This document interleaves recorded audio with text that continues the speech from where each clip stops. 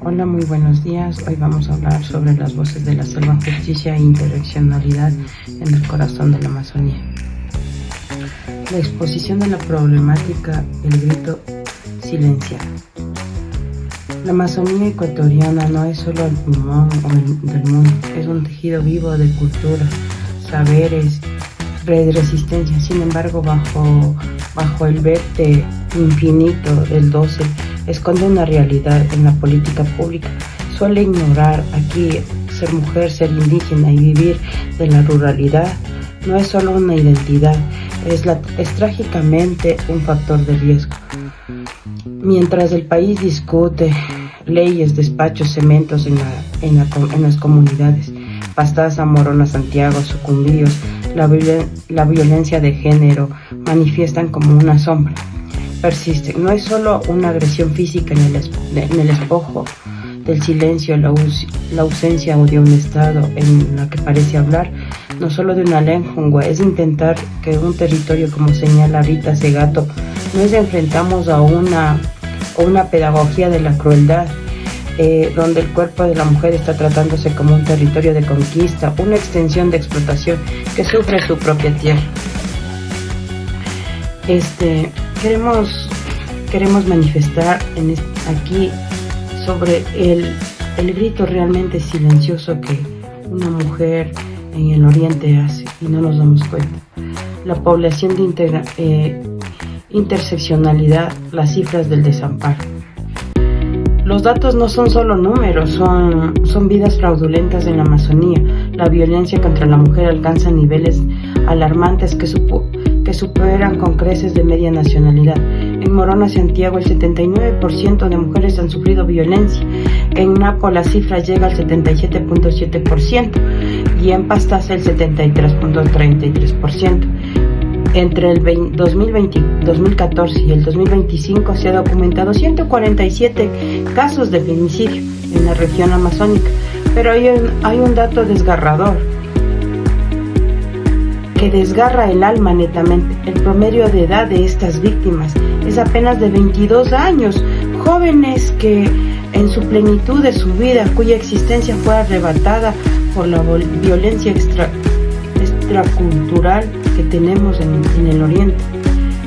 Para entender esto debemos aplicar la lente de interseccionalidad, concepto fundamental de Kimberly Crenshaw. No podemos analizar la violencia contra estas mujeres únicamente desde el género.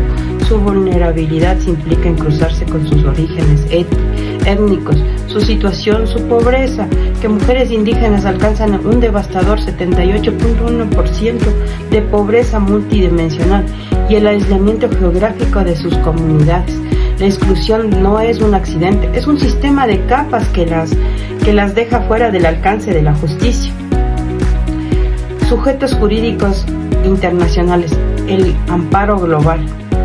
El Estado ecuatoriano tiene la obligación clara en la Convención de CEDAW y la Convención de Belén do Pará. No es para las sugerencias, son mandatos vinculantes que existen: prevenir, sancionar, erradicar la violencia contra la mujer. Sin embargo, el hito jurídico más relevante para esta región es la sentencia de la Corte IDH en el pueblo indígena Quichua y Sarayaku versus Ecuador.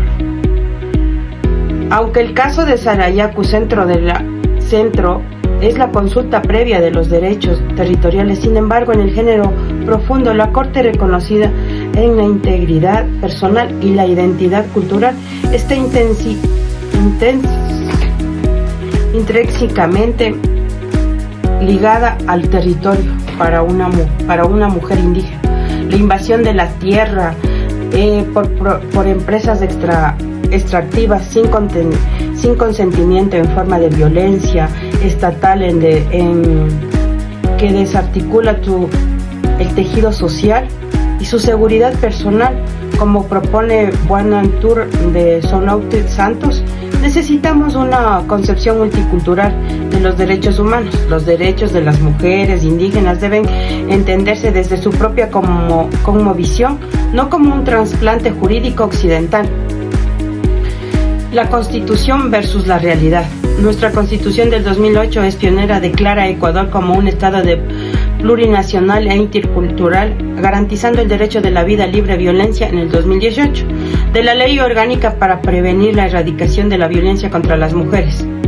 Reforzó en el marco integrado de la interseccionalidad como principio, pero el papel aguanta todo. En la selva, no en la ruralidad amazónica, esta ley se enfrenta a barreras infranqueables. Falta de fiscalías bilingües, ausencia de refugios, con una penitencia cultural y una fuerza pública que a menudo revictimiza la justicia. Alda Facio nos recuerda que el derecho es un androcéntrico y en un contexto que es también colonial. La justicia que tarda 12 horas en canoa para llegar simplemente no es justicia. No existe una justicia, porque el papel y nuestra Constitución dice una cosa, pero llevar a un esfuerzo y aplicar la ley en la selva, donde hay más de 12 horas de conexión para poder recoger los hechos y donde no hay una preparación adecuada en los organismos de control, en la fiscalía y todo, donde no se puede entender a aquellas mujeres que viven en la selva, que están arraigadas ahí. No existe una constitución. La realidad es otra. La realidad es la que vemos, la que Alda Facio nos habla. La propuesta política pública y la metodología, no podemos seguir aplicando las soluciones de escritorio a problemas de territorio. Proponemos una política pública de justicia intercultural internate, basada en la metodología de diálogo. Saberes propuesta por Catherine Walsh. Participante real. El pilar va a ser el participante real. Y la acción metodológica será la creación de consejos de mujeres indígenas por poder vincularse en el diseño de protocolos de atención. La descentralización, unidad móviles de justicia y salud, con traductores y peritos culturales que lleguen a las comunidades. La soberanía en economía, fondo de repartición financiado por regalías extractivas para proyectos productivos liderados por sobrevivientes. La educación emancipatoria. Capacidad de obligatoria a jueces políticas sobre justicias indígenas, enfoque de género decolonial. Esta no es una metodología impositiva, es una política emancipatoria. Es reconocer, como dice Santos, que tenemos el derecho a ser iguales cuando la diferencia no es inferior, y el derecho de ser diferente cuando la igualdad no se descaracteriza. La Amazonía no está hablando a través del dolor de sus mujeres. No basta con lamentar las cifras o femicidios o citar tratados internacionales. La justicia para las mujeres indígenas y rurales